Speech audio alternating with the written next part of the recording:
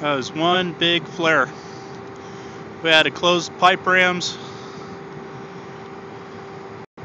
close everything in. One guy got blown off the tanks. He got airlifted over to the hospital.